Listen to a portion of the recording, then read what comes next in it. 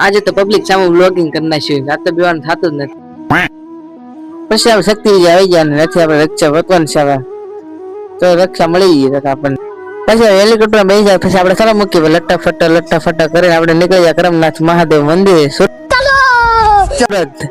આપણે રક્ષા બેસી ગયા ને પછી વ્યૂ જોવા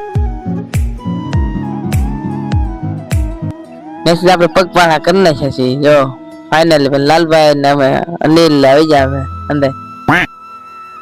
ફાઇનલ મિત્ર આપણે મંદિરે પગી ગયા છીએ. જો કરમનાથ મહાદેવ મંદિર તાપીને કાંઠે છે અને ટાટો પવન એમાં આવતો હતો. આપણે નીકળી જાય જો તૈનો મિત્ર મહાદેવ ના દર્શન કરવા નીકળી જાય અંદર. આપણે મહાદેવ ના દર્શન કરજો આપણે તમે પણ કરી લો દર્શન જો ને આપણો વિડીયો નહીં ઉતારો તો અંદર નો ઉતાર હનુમાન દાદા દર્શન કરજો. ના લાલભાઈ કે મારો વિડીયો લઈ લેજે કે બ્લોગમાં.